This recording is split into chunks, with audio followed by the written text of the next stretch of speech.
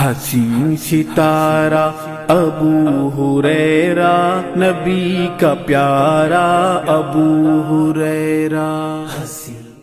اصحاب کے خادم ان کے نوکر ہیں. ان الحمد للہ نحمده ونستعینه ونستغفره ونعوذ باللہ من شرور انفسنا ومن سیئات اعمالنا من يهده الله فلا مضل له ومن يضلل فلا هادي له واشهد ان لا اله الا الله وحده لا شريك له واشهد ان محمدا عبده ورسوله.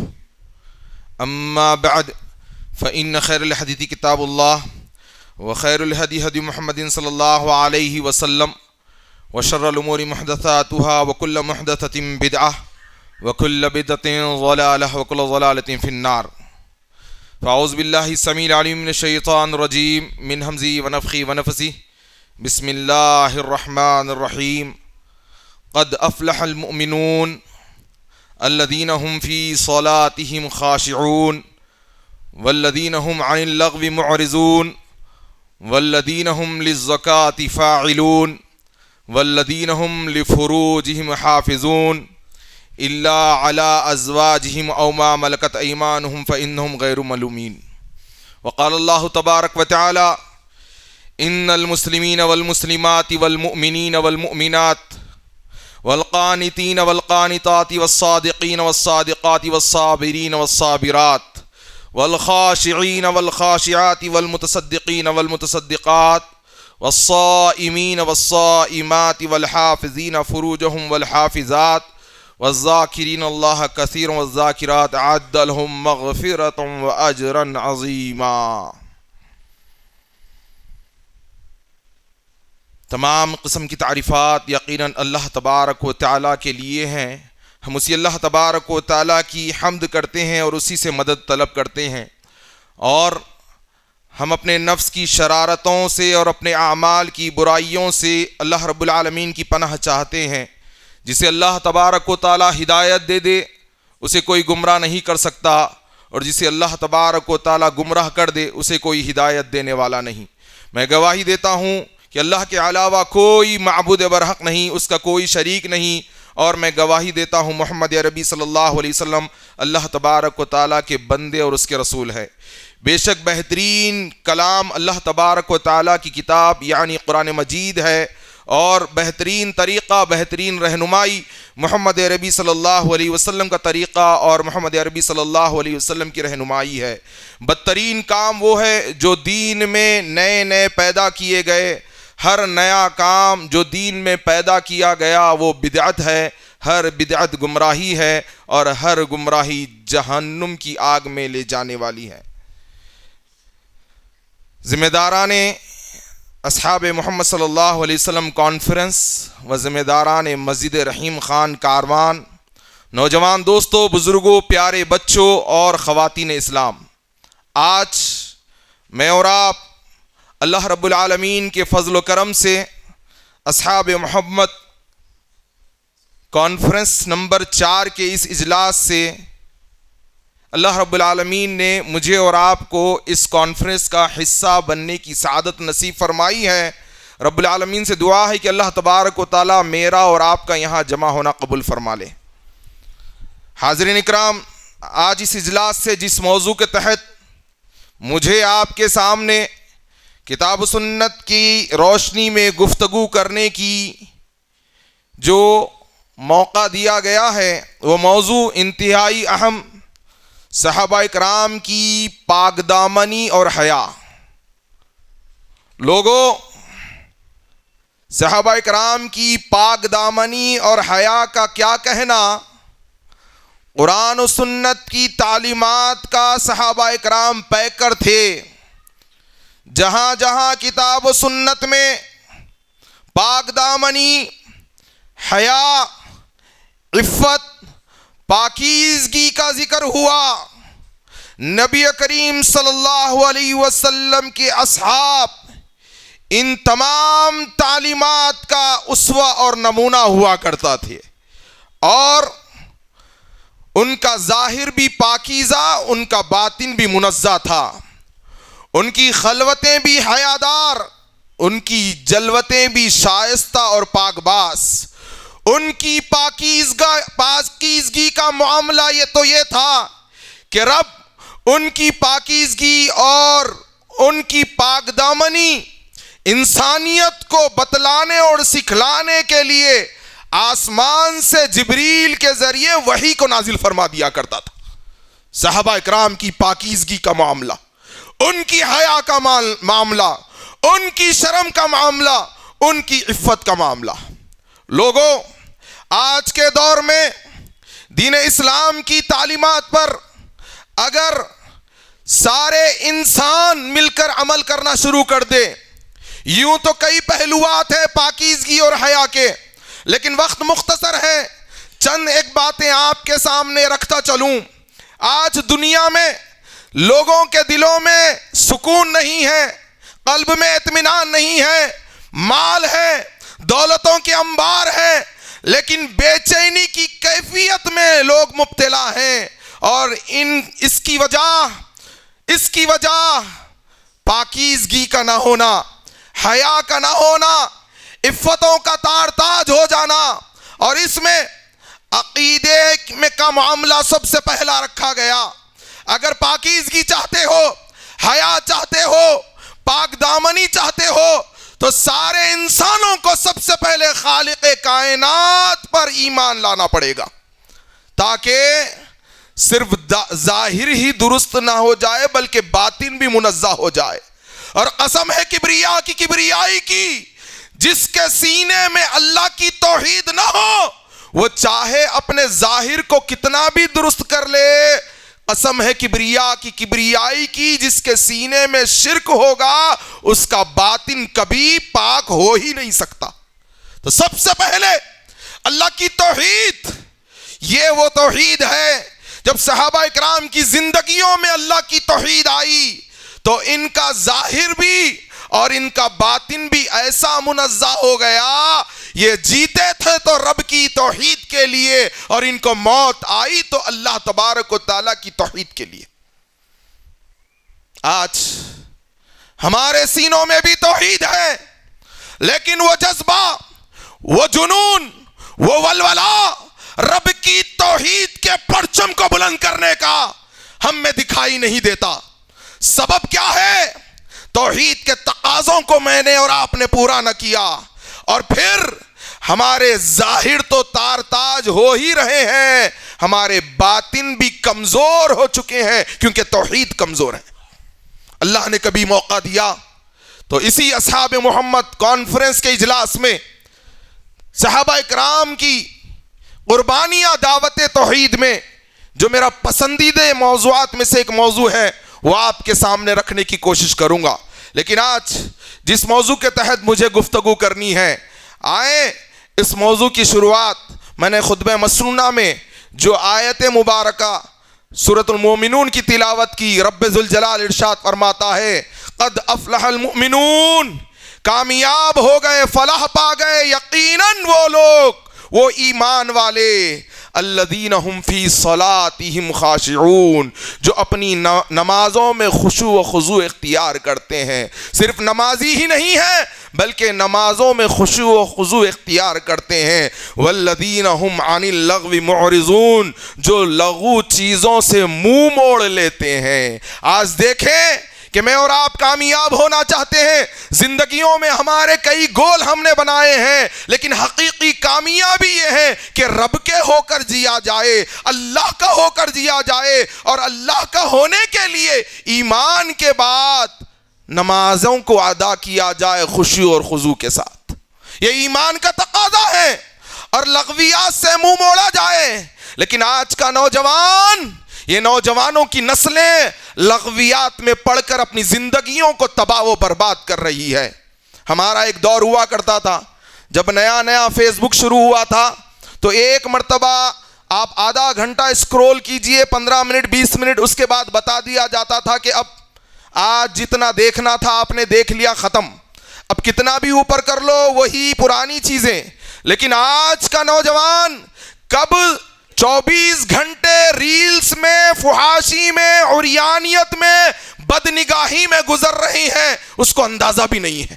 اس کو اندازہ بھی نہیں ہے۔ اللہ تعالیٰ نے فرمایا لغو چیزوں سے اعراض کرنے والے کامیاب ہو جائیں گے، ایسی کامیابی دنیا بھی سنور جائے گی، آخرت بھی بن جائے گی۔ فرمایا والذین ہم للزکاۃ فاعلون، جو زکوٰۃ ادا کرنے والے ہیں، والذین ہم لفروجہم حافظون، ان کے اوصاف حمیدہ میں سے یہ ہے کہ اپنے شرمگاہوں کے محافظ ہوتے ہیں، یہ اپنے شرمگاہوں کی حفاظت کرنے والے ہوتے ہیں، یہ اپنے شرمگاہوں کو برباد کرنے والے نہیں ہوتے، یہ اپنے شرمگاہوں کو فساد کی طرف لے جانے والے نہیں ہوتے، بلکہ ان کی شرمگاہیں بھی پاک باز اور باحیا ہوتی ہیں۔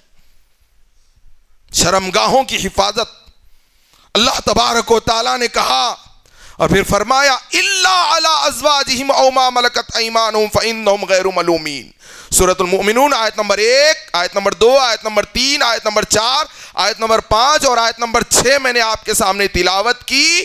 بجز اپنی بیویوں کے اور ان کی ملکیت میں جو لونڈیاں ہیں، یقیناً یہ ملامتوں میں سے نہیں ہے۔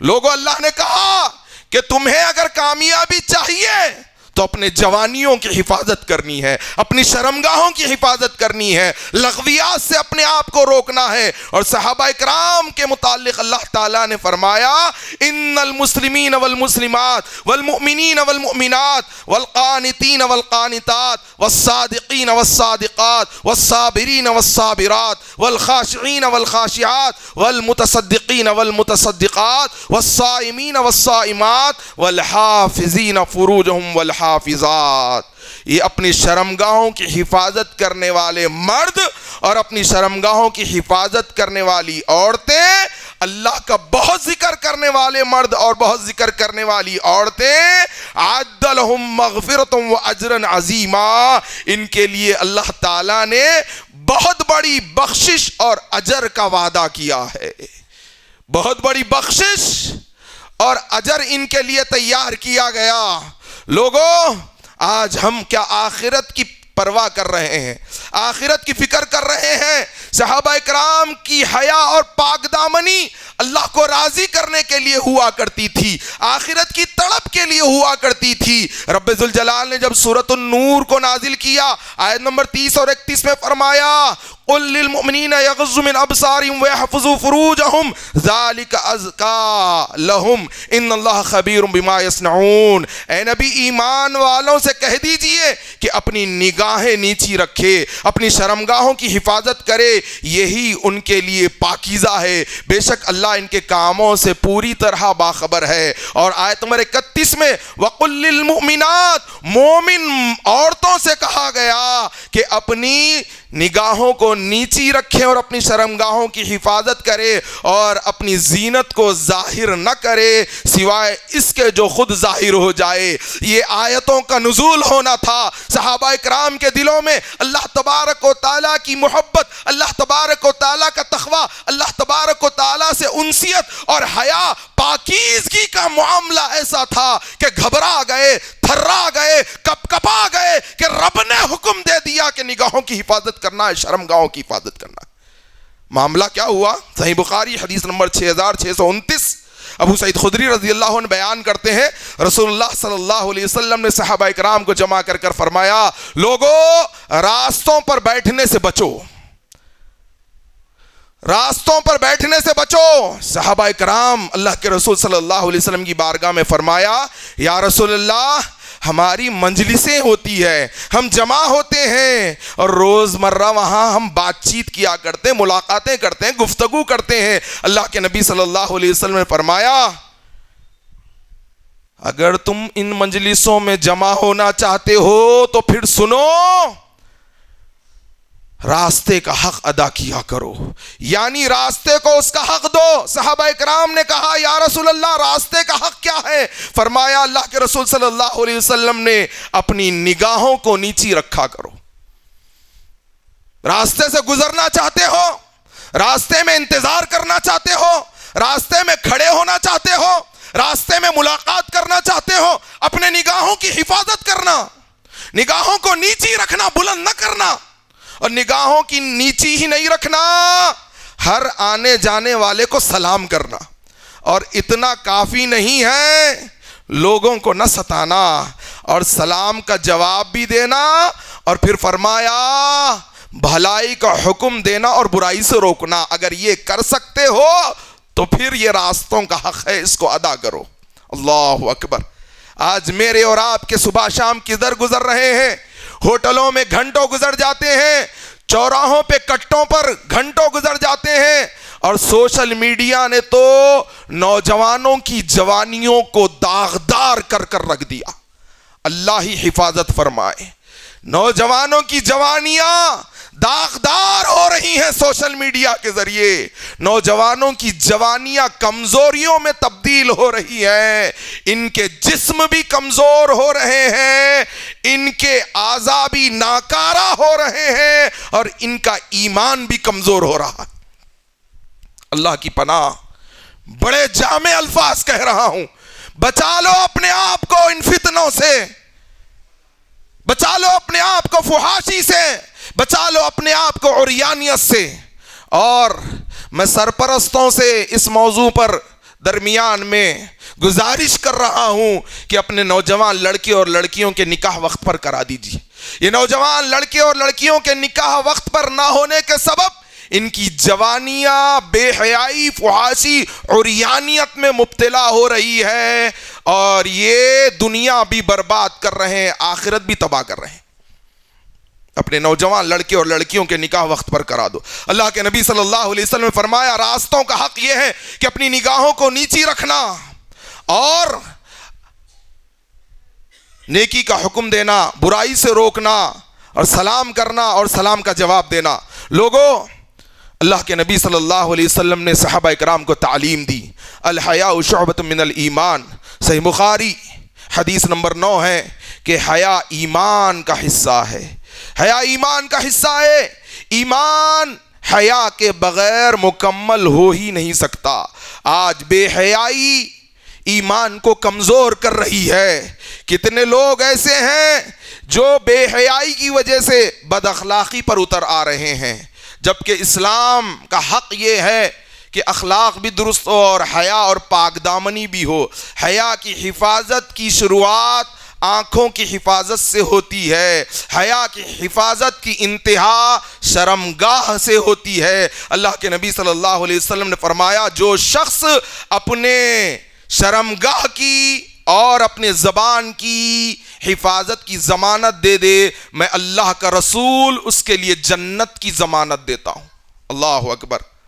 پتہ چلا پاک دامنی جنت کا راستہ ہے، پاک دامنی، حیا، عفت جنت کا راستہ ہے۔ اور پھر صحابہ کرام نے اس کا عملی نمونہ بتایا۔ اللہ کے نبی صلی اللہ علیہ وسلم کی تعلیمات یہ تھی، صحیح بخاری حدیث نمبر 6102 کے مطابق خود صحابیات امہات المومنین فرماتے ہیں کہ اللہ کے رسول صلی اللہ علیہ وسلم اتنے حیا والے تھے کہ گھر میں بیٹھی ہوئی کنواری لڑکی سے بھی رسول اللہ حیادار ہوا کرتے تھے، کنواری لڑکی سے زیادہ حیادار تھے۔ صحابہ نے جب یہ سیکھا، اللہ کے نبی صلی اللہ علیہ وسلم سے سیکھا، کونین کے تاجدار سے حیا کو سیکھا، اور حیا کو سیکھا تو ایسی پاکیزگی، ایسی حیا ان کی زندگیوں میں آ گئی کہ پاک دامنی کی مثال قیامت تک کے لیے صحابہ کرام بن گئے، پاک دامنی کی مثال۔ اور پھر آج ہم نے صحابہ کرام کی زندگیوں کو نہ جانا، صحابہ کرام کے طریقوں کو پڑھنے والے ہم میں بہت خال خال ملتے ہیں، اس لیے زندگیوں میں بے حیائی کے راستوں پر آج کے نوجوان چل رہے ہیں۔ شرم نام کی کوئی چیز نہیں ہے، ایمان کمزور ہو رہا ہے، شرم ختم ہو رہی ہے، جبکہ صحیح بخاری حدیث نمبر 24 میں ہے الحیاء من الایمان، حیا ایمان کا حصہ ہے۔ اور پھر کہا گیا کہ لوگوں آخری زمانے میں تو بے حیائی بہت عام ہو جائے گی، یہاں تک کہ اللہ کے نبی صلی اللہ علیہ وسلم نے فرمایا کچھ عورتیں ایسی بھی ہوں گی کاسیات عاریات، لباس تو پہنیں گی لیکن اتنا باریک لباس ہوگا کہ برہانگی جھلکنے لگے گی، ممیلات مائلات، لوگوں کو مائل کرنے والی اور خود لوگوں کی طرف مائل ہونے والی۔ آج یہی معاملات ہے، سوشل میڈیا پر بھی ایسے ایسے ویڈیوز جسے نوجوان تباہی و بربادی کی طرف جا رہے ہیں. باریک تنگ لباس بے حیائی کا ذریعہ اور سبب ہے. اور لوگوں، آج بے حیائی کے اسباب میں سے یہ ہے کہ آج ہم خود اپنے خاندانوں کی، اپنے محلوں کی، اپنے دوستوں کی اور اپنے گھر والوں کی حفاظت نہیں کرتے، جبکہ اللہ کے نبی صلی اللہ علیہ وسلم نے فرمایا، صحیح بخاری حدیث نمبر 7138، کلکم راعٍ وکلکم مسئول عن رعیتہ، تم میں سے ہر شخص نگہبان ہے اور اس سے قیامت کے دن اللہ سوال کرے گا اس کی ذمہ داری کے مطابق. آج ہم دیکھیں آج حالات کیا ہیں، انتہائی نازک. ایک عرصہ پہلے دعوتی کام سے حیدرآباد کے پارکوں میں جانا ہوا کرتا تھا، لیکن روح میں، بدن میں کپ کپی طاری ہو جاتی. دعوت کے کام سے حیدرآباد کے پارکوں میں جب جاتے، نگاہ جدھر جاتی ادھر برقعے نظر آتے. یہ برقعے کس کے ہیں؟ یہ برقعے کہاں سے آتے ہیں؟ کالجوں کو بنک مار کر اپنی عزتوں کو تار تار کرنے والے برقعے میرے اور آپ کے محلوں کے برقعے ہیں، میری اور آپ کے بستیوں کے برقعے ہیں. میں اور آپ اس کے ذمہ دار ہیں، اور قیامت کے دن اللہ پوچھے گا اس ذمہ داری کے متعلق. چھوڑ دیتے ہیں پڑھنے کے لیے، کبھی بنک مار کر چلے جاتے ہیں، اور سبب ایک ہی ہے، نکاح میں تاخیر. میں نے اس سے پہلے بھی کہا، کوئی بری بات نہیں ہے، نکاح کر دو. لڑکا جاتے جاتے بیوی کو اسکول یا مدرسہ چھوڑ دے اور آتے آتے پک اپ کر کے لا لے، کوئی بات نہیں ہے.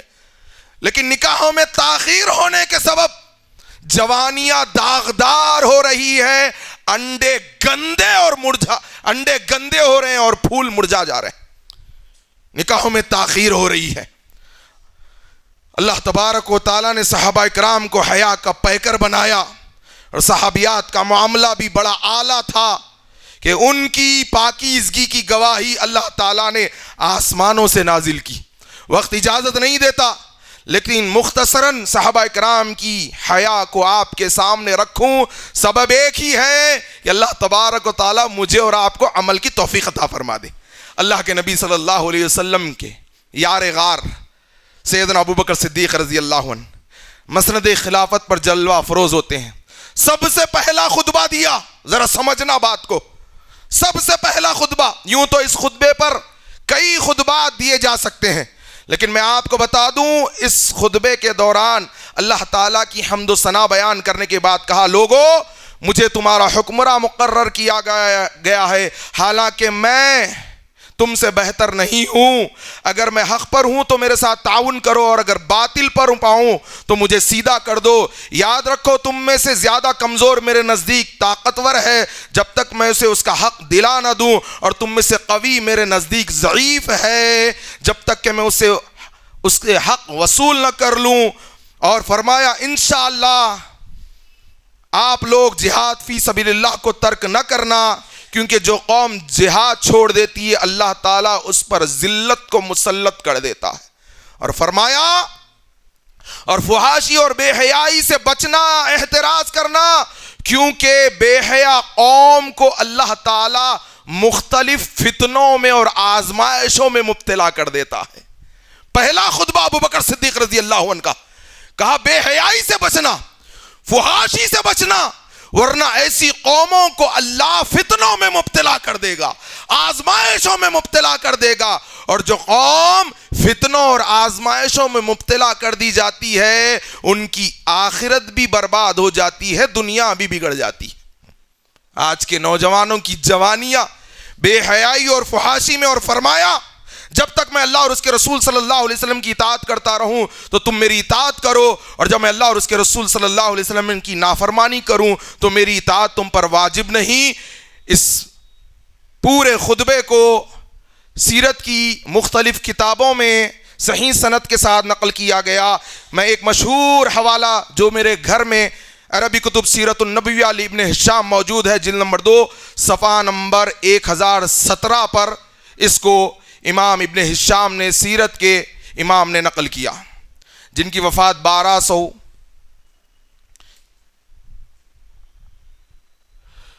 اس کے علاوہ اللہ کے نبی صلی اللہ علیہ وسلم کے صحابہ کرام سیدنا ابو بکر صدیق رضی اللہ عنہ نے کہا فحاشی اور بے حیائی سے بچنا، کیونکہ جو قوم بے حیا ہو جاتی ہے اللہ اس کو فتنوں میں اور آزمائشوں میں مبتلا کر دیتا ہے۔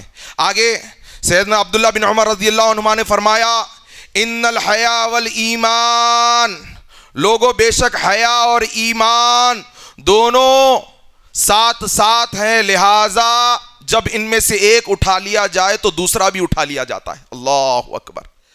جب حیا چھین لی جائے، جب بے حیائی آ جائے اور پاکیزگی کو چھین لیا جائے تو پھر ایمان بھی اٹھا لیا جاتا ہے۔ الادب المفرد امام بخاری رحمہ اللہ کی باب الحیا صفحہ نمبر 335 حدیث نمبر 1313۔ اسی طرح سیدنا عثمان بن عفان رضی اللہ عنہ کا کیا معاملہ تھا، میں اور آپ جانتے ہیں۔ ان کی حیا کا معاملہ یہ تھا کہ عثمان کی حیا کو دیکھ کر آسمان کے فرشتے بھی حیا کرتے تھے رضی اللہ۔ سیدنا عثمان ابن عفان رضی اللہ عنہ، صحیح بخاری حدیث نمبر 3697، ایک مرتبہ رسول اللہ صلی اللہ علیہ وسلم آپ کے اپنے حجرے مبارک میں عام حالت میں آرام فرما رہے تھے، اور ام المومنین سیدہ صدیقہ رضی اللہ عنہ بیان کرتی ہے ابو بکر آئے، اللہ کے نبی صلی اللہ علیہ وسلم عام حالت میں تھے۔ اس کی تھوڑی دیر کے بعد سیدنا عمر رضی اللہ عنہ تشریف لائے، آپ نے حالت نہ بدلی، ویسے ہی تھے، لیکن جب سیدنا عثمان بن عفان رضی اللہ عنہ نے دستک دی، کہا کون؟ کہا عثمان ہوں۔ اللہ کے نبی صلی اللہ علیہ وسلم جو ٹیک لگائے تھے سیدھے بیٹھ گئے اور اپنی چادر مبارک کو درست کر لی اور کہا کہ میں اس سے حیا کیوں نہ کروں جس سے اللہ کے فرشتے حیا کرتے ہیں۔ سیدنا عثمان بن عفان رضی اللہ عنہ۔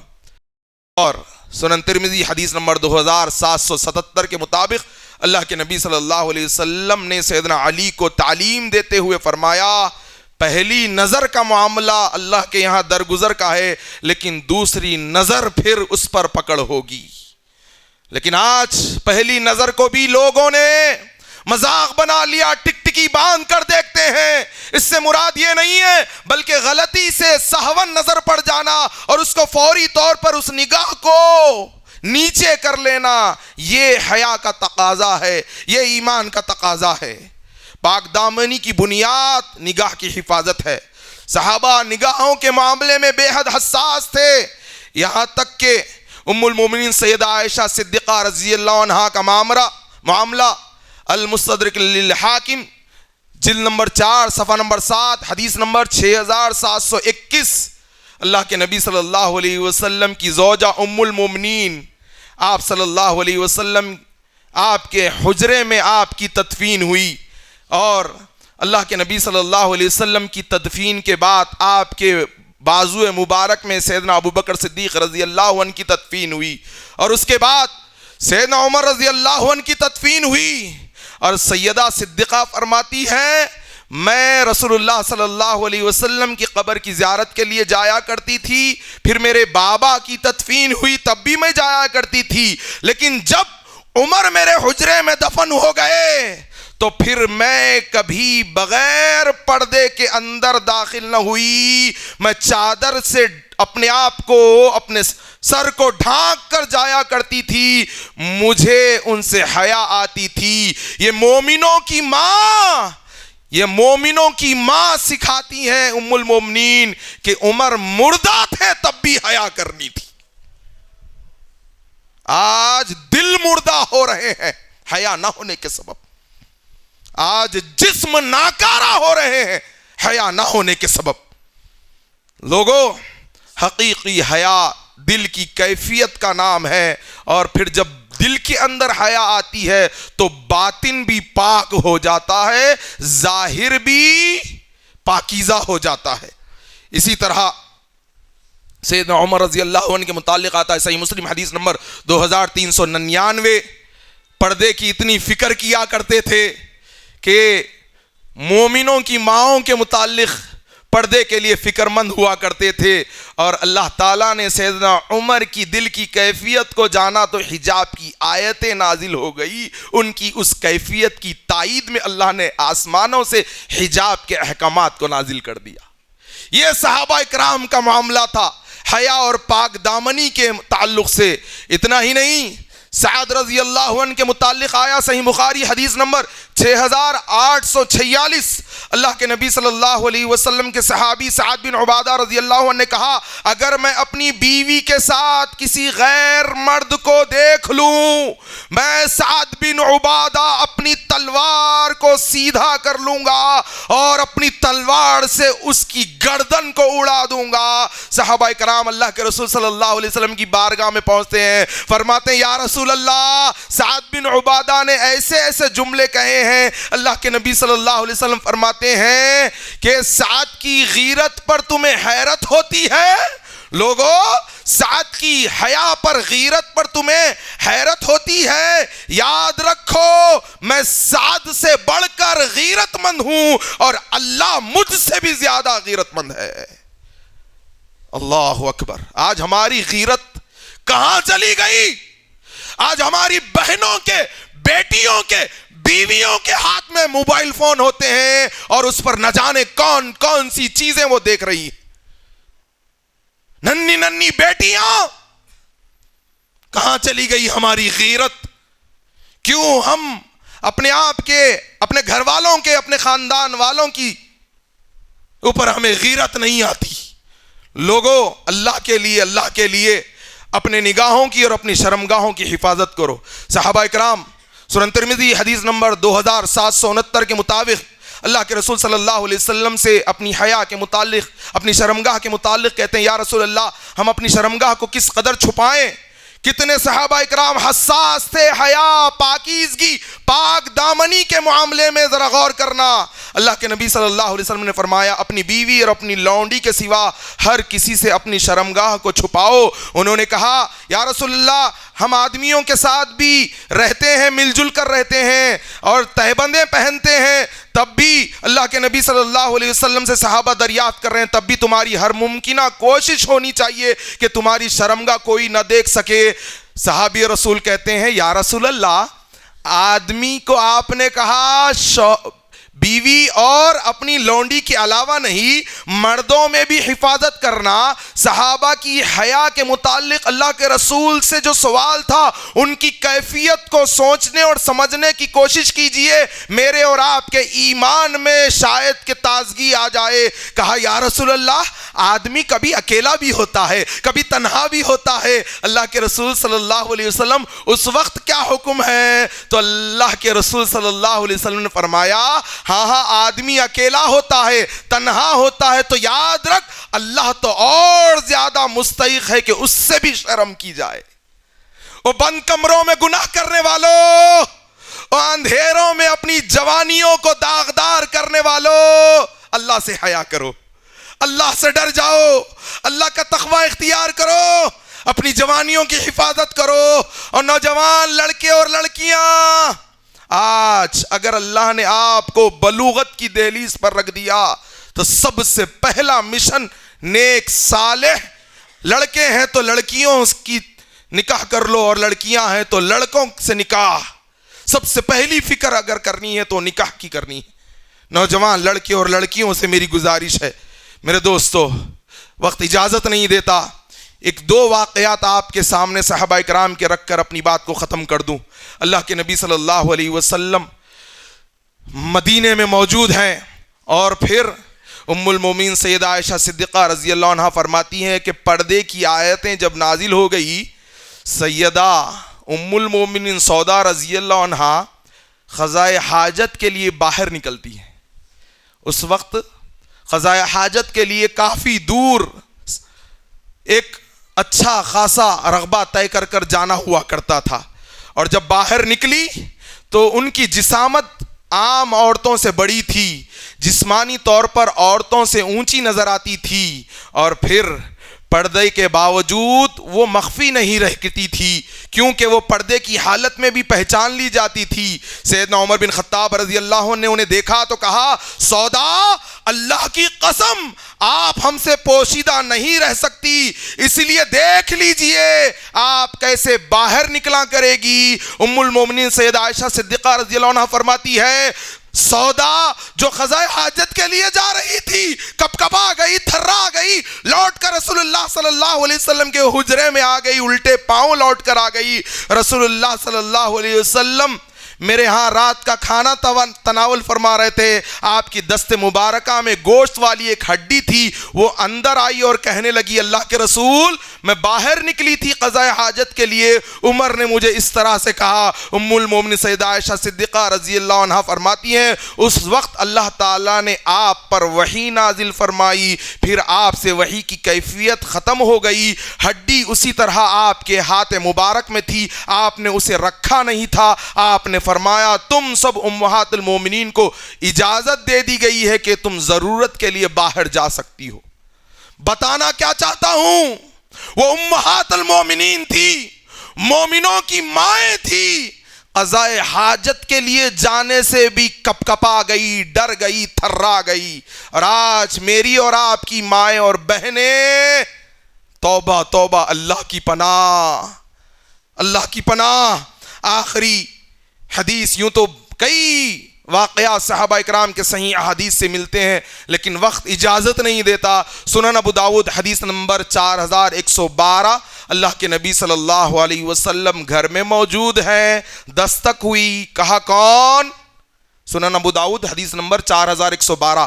کہا اللہ کے رسول میں عبداللہ ابن مکتوم ہوں. کون تھے عبداللہ ابن مکتوم رضی اللہ عنہ؟ نابینا تھے، بصارت نہیں تھی، اندھے تھے، دیکھ نہیں سکتے تھے. کہا اللہ کے نبی صلی اللہ علیہ وسلم نے، ام سلمہ موجود تھی اور سیدہ میمونہ رضی اللہ عنہا موجود تھی. کہا پردے میں ہو جاؤ.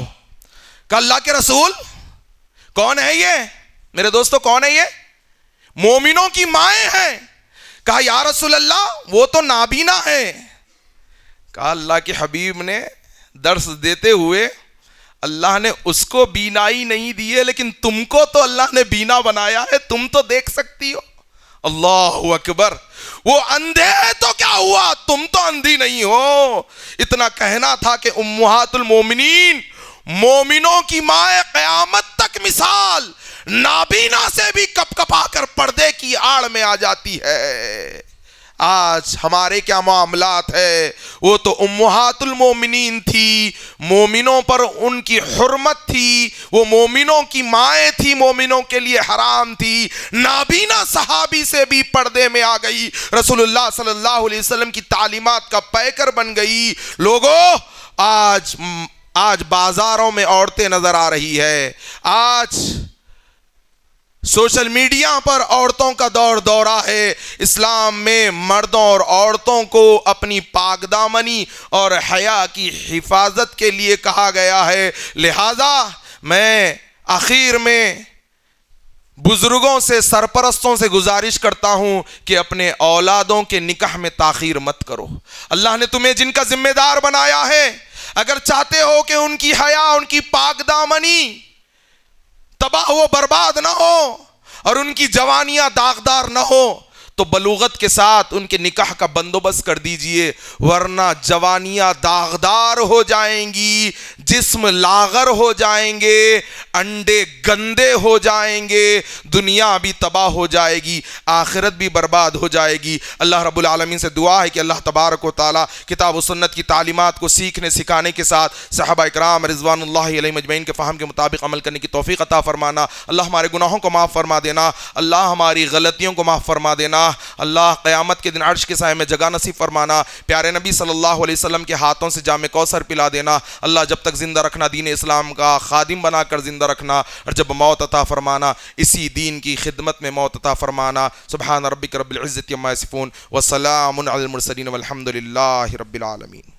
مزید علماء اور مقررین کے بیانات سننے کے لیے ہمارے YouTube چینل کو سبسکرائب کیجیے. جزاک اللہ.